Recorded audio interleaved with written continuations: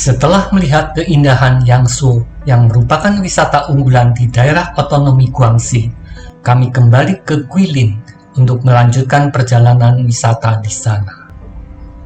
Guilin adalah salah satu tujuan wisata terbesar di Tiongkok karena banyaknya danau, sungai, dan pemandangan hijau subur serta bukit-bukit kars yang menawan. Kawasan ini telah dikembangkan dengan profesional untuk menyambut wisatawan domestik maupun mancanegara.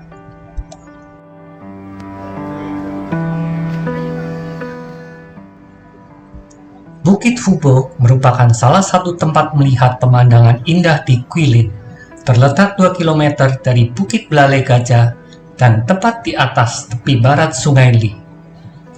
Di bukit ini dibangun sebuah kuil untuk memperingati Jenderal Fubo yang hidup pada dinasti Han 202 sebelum Masehi sampai 220 Masehi. Sehingga bukit dan taman di sini dinamakan Bukit Fubo. Di depan taman terdapat sebuah paviliun yang menampilkan periuk besi berusia lebih dari 300 tahun yang beratnya di atas 1000 kg. Konon bisa memasak makanan untuk 1000 orang. Oleh karena itu diberi nama pot 1000 orang.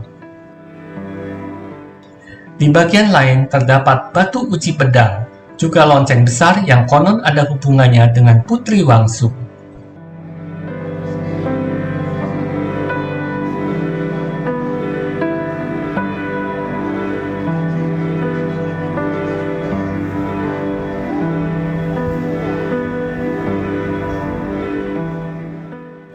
Di kaki bukit terdapat Gua Pengembalian Mutiara. Pengunjung diberikan kesempatan untuk mengapresiasi bebatuan dan stalaktit yang menawan, serta patung-patung yang terukir di dinding gua. Sebagian besar patung diukir pada akhir dinasti Tang 618-907 dan menjadi karya seni Buddha yang berharga.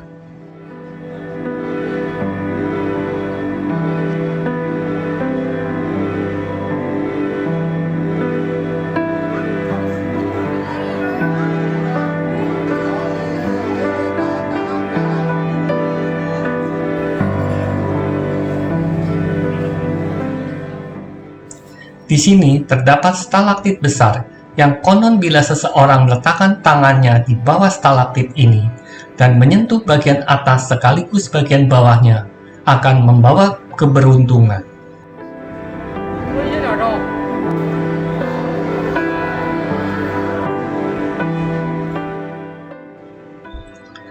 Gua 1000 Buddha terletak tersembunyi di dalam bukit, memiliki 3 tingkat dengan luas total 133 meter persegi. Di sini terdapat 239 patung Buddha peninggalan dinasti Tang yang bersama dengan lukisan mural dari dinasti Song.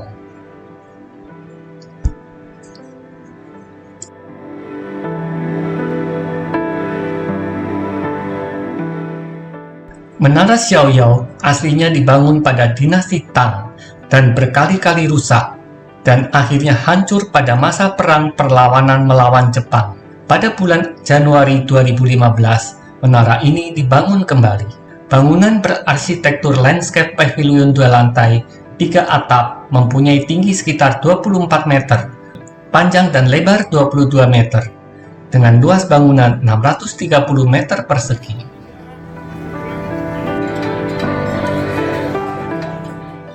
Perjalanan hari ini diakhiri dengan makan malam.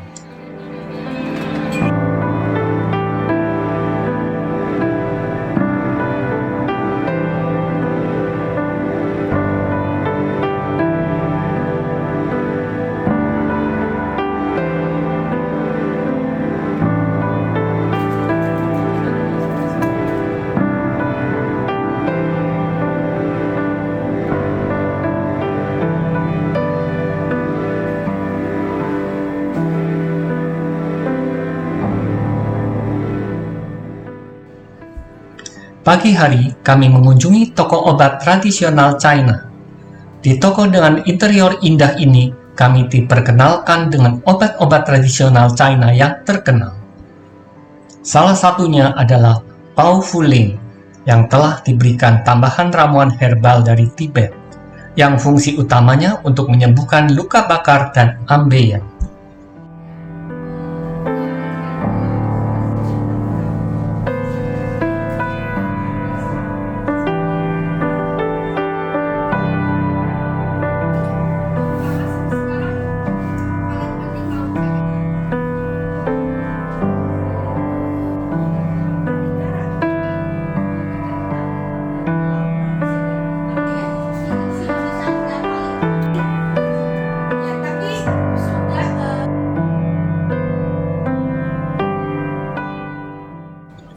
Sebelum melanjutkan perjalanan, kami makan siang terlebih dahulu di restoran dengan interior yang indah dan menarik.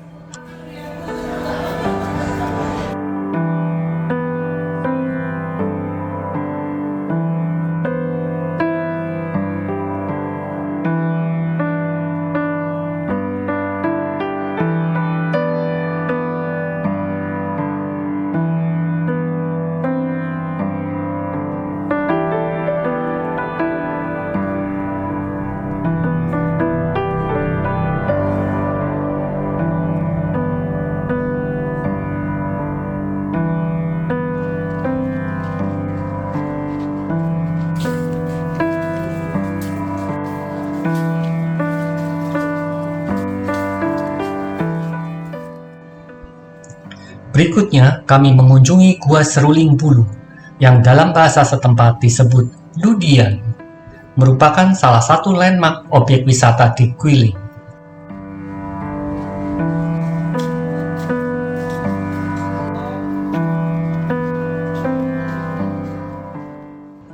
Nama gua ini diambil dari jenis alang-alang yang tumbuh di luarnya dan dapat dibuat menjadi seruling.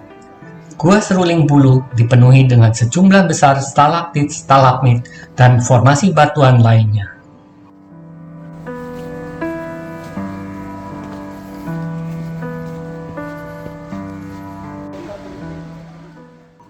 Bagi pengunjung yang kesulitan berjalan, disediakan tandu, tentunya dengan tarif yang lumayan.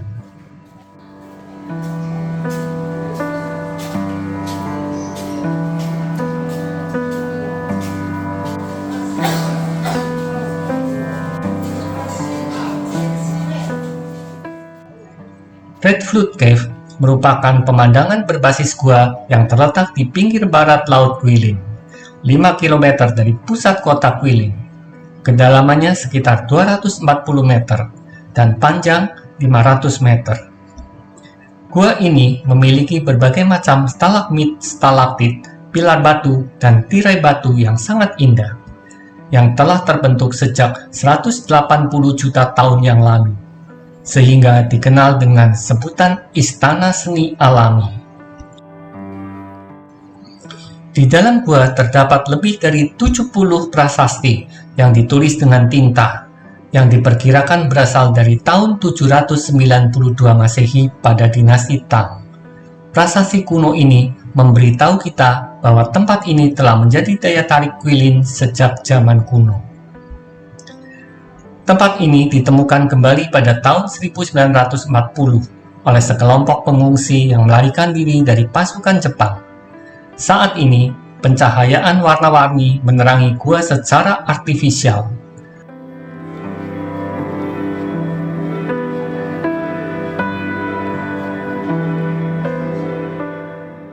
Gua Seruling Bulu dipenuhi dengan berbagai stalaktit dan stalagmit yang diberi nama sesuai dengan bentuknya dan legenda yang mengelilinginya. Crystal Palace, Fishtail Peak, dan Dragon Pagoda. Salah satu stalaktit raksasa konon merupakan tombak sakti Raja Naga yang digunakan oleh Raja Kera Sun Gokong dalam karya klasik Buddha Tiongkok, Perjalanan ke Barat.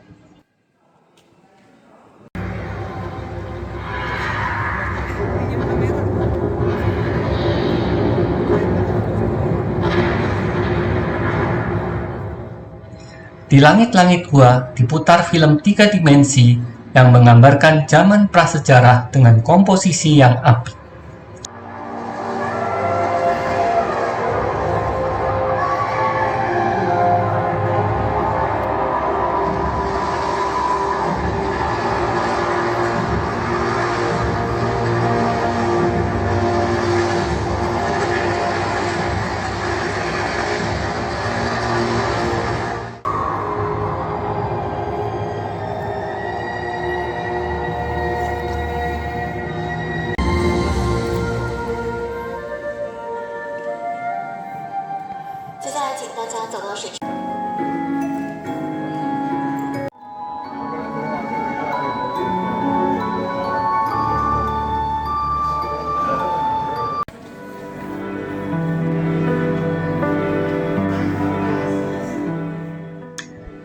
Di sini juga dipertunjukkan stalaktit tertipis sehingga dapat ditembus cahaya. Di penghujung gua, kami disambut oleh batuan berbentuk singa yang mengantar kami keluar gua.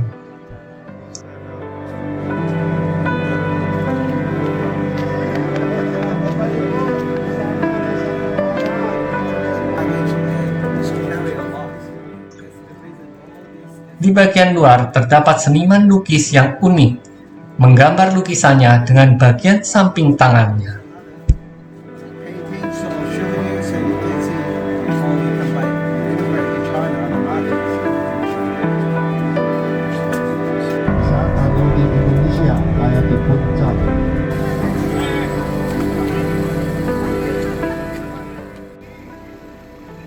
Selanjutnya, kami mengunjungi desa pembuat tahu.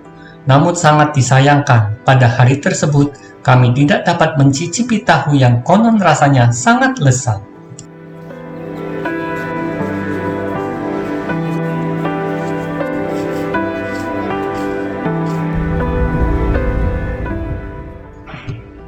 Osmanthus Commune Guilin terletak di kawasan inti kompleks pastoral Tau Buawan di distrik Hufeng Guilin.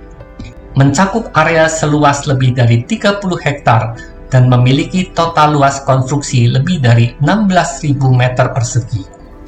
Terdiri dari 4 bagian: Aula Pengalaman Budaya Osmanthus, Taman Hiburan Budaya Osmanthus, Hotel bertema di bawah pohon Osmanthus, dan ruang kelas multifungsi sebagai basis praktik penelitian.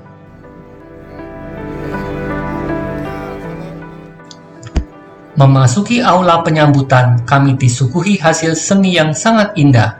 Lukisan akrilik yang terdiri dari 9 lapis, pemandangan alam, dan arsitektur humanistik Guilin. Semuanya ditumpangkan dalam lukisan yang indah ini.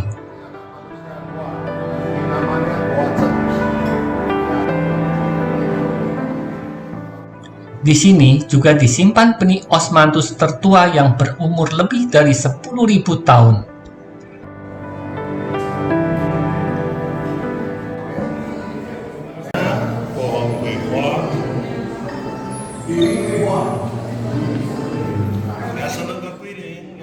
Terdapat pula film 5 dimensi yang menceritakan asal-usul bunga Osmanthus, di mana Dewi dari Kayangan merasa di Guilin masih kekurangan pohon, sehingga Dewi tersebut menyebarkan benih guihwa ke Guilin.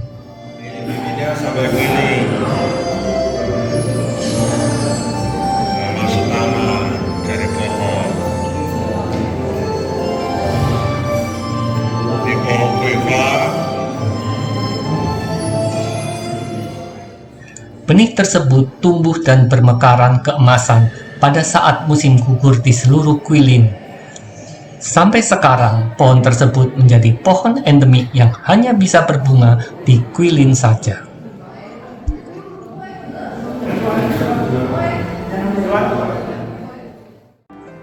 Khasiat Osmanthus wangi telah dicatat dalam banyak buku kedokteran kuno.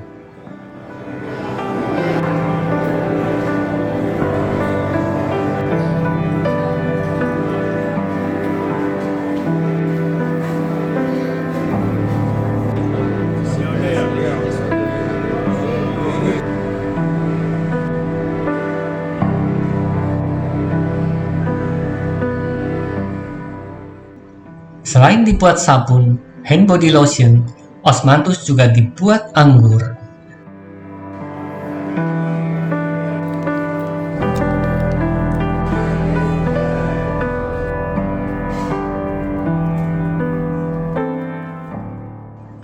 Menjelang akhir kunjungan ke museum ini, kami diberikan kesempatan untuk mencetak kue Osmanthus sendiri.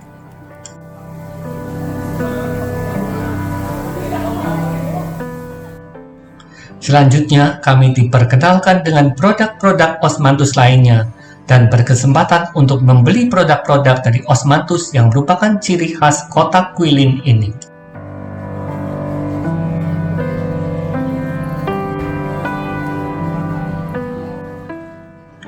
Malam hari kami mengunjungi Shenyang Walking Street, karena malam ini kami akan naik kapal dari daerah sekitar ini.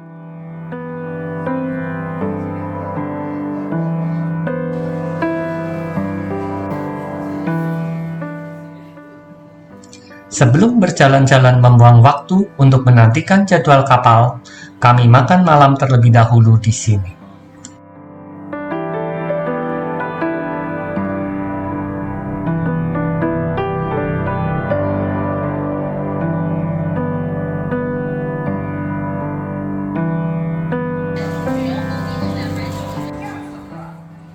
Jalan pejalan kaki Shenyang terletak di pusat kota Guilin.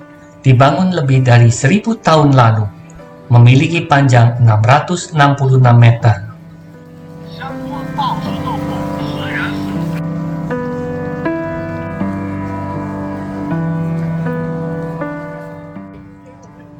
Dermaga perlayaran malam ini terletak di wilayah Pagoda Kembar yang sudah kami kunjungi pada hari pertama di Guilin.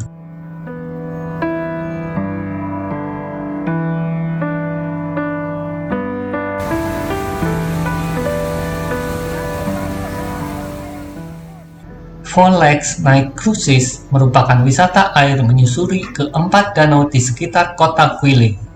Keempat danau tersebut adalah Sanhu, Ronghu, Guihu, dan Mulonghu.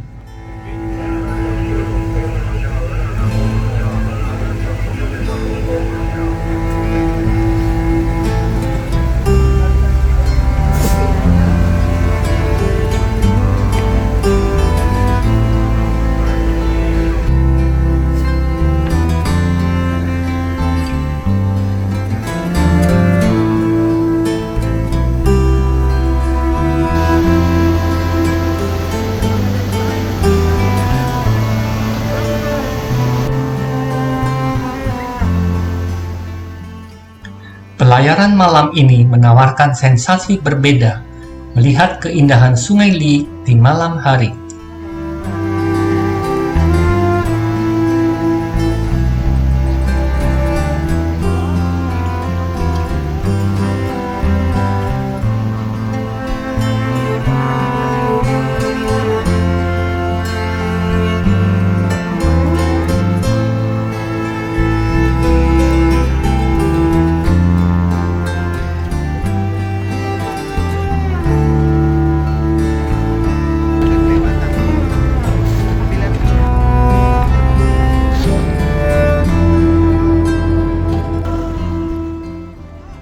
Dalam pelayaran ini, kami menyaksikan pertunjukan nelayan yang memanfaatkan burung fisherman, sejenis burung angsa, untuk menangkap ikan. Burung ini dapat memburu ikan sambil menyelam hingga kedalaman 1 meter. Ikan yang masuk ke mulut akan tertahan di tenggorokan burung. Setelah ikan ditangkap, burung akan kembali ke sampan nelayan. Saat itulah ikan dipaksa keluar dari mulut burung.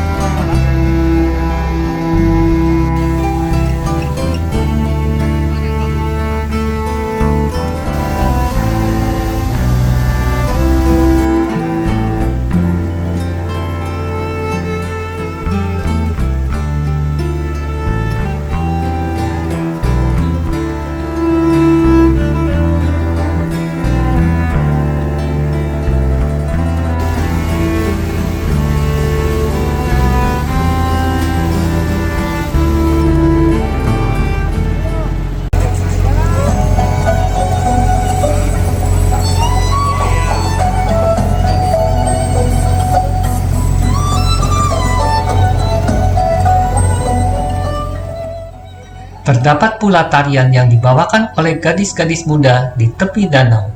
Sepertinya pemerintah Guilin memang benar-benar total dalam mempersiapkan wisata air ini.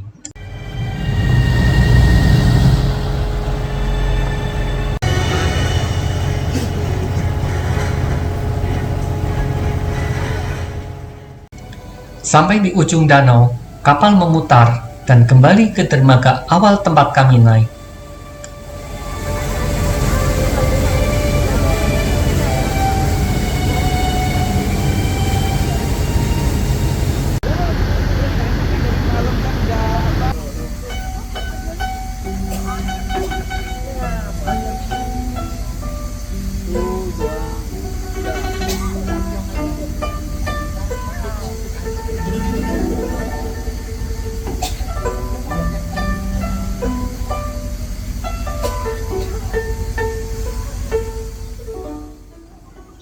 Dalam perjalanan kembali, kami disuguhi permainan kecapi China atau guceng, mendendangkan beberapa lagu Mandarin dan Indonesia, yaitu Rong Susya, Bengawan Solo, Sedang Apa, dan diakhiri dengan lagu Tien Mimi.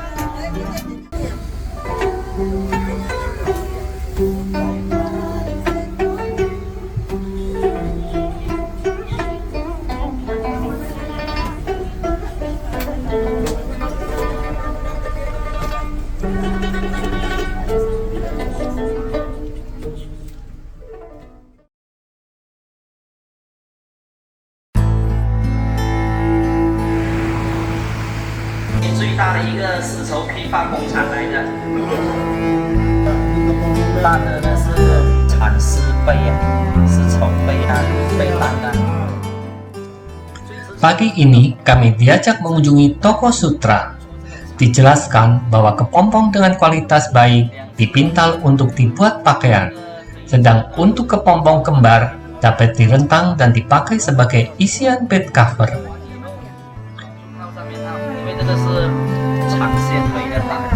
上是挑战看我。警察那个穿的防弹衣啊，天天降落伞呀，那用他做的。冬暖夏凉。一般的家庭呢，百年好合。Toko ini menjual berbagai spray sutra dengan berbagai motif yang indah.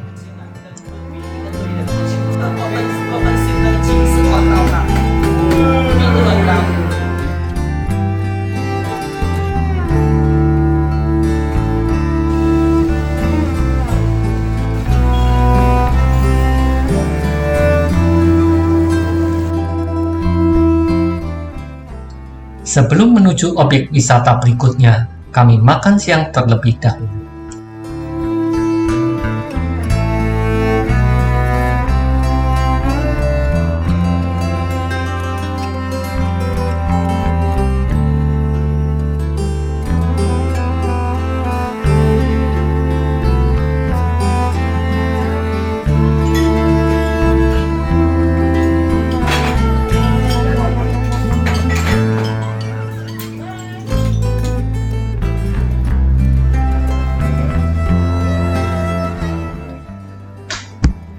Taman Bintang 7 Guilin merupakan taman yang paling indah dan banyak dikunjungi di kawasan Guilin.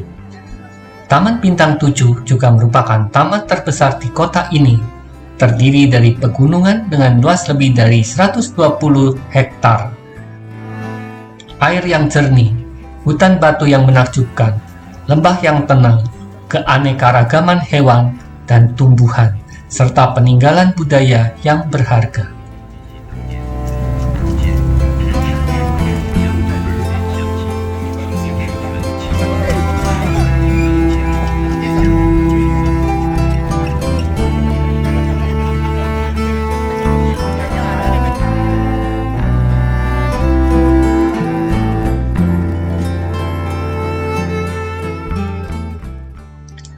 Aula Raja Surgawi di Taman Bintang 7 Guilin adalah kuil bergaya tradisional yang mengesankan, tempat pemujaan Bodhisattva Avalokitesvara.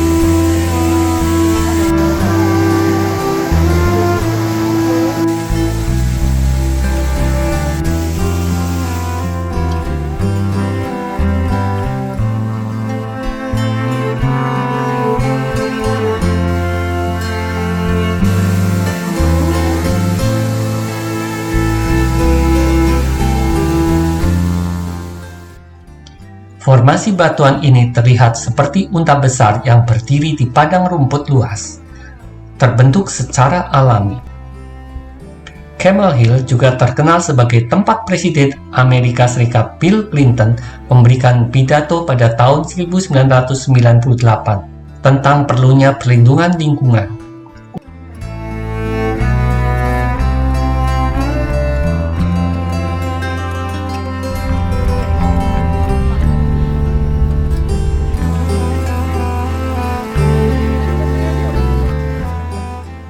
Sore ini kami kembali ke Shenyang Walking Street untuk acara bebas dan makan malam. Jalan pejalan kaki Shenyang memiliki semua kemudahan yang diperlukan untuk berbelanja dengan baik di lingkungan yang sangat menyenangkan.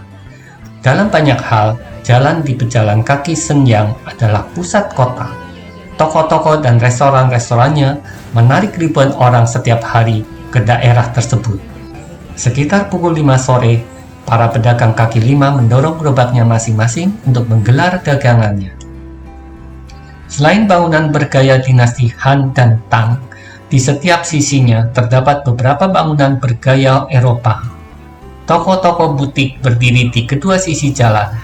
Restoran, hotel, teater, stadion, fasilitas komersial, dan tempat-tempat indah mengelilinginya.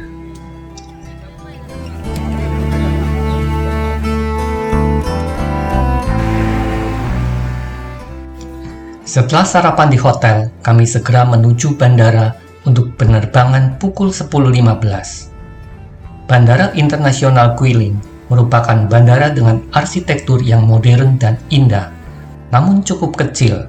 Di ruang tunggunya hanya tersedia satu toko kecil saja.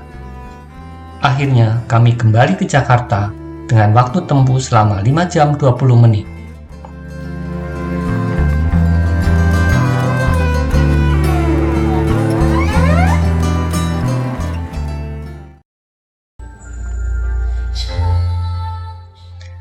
Demikianlah rangkaian perjalanan kami di Guilin, Guangxi.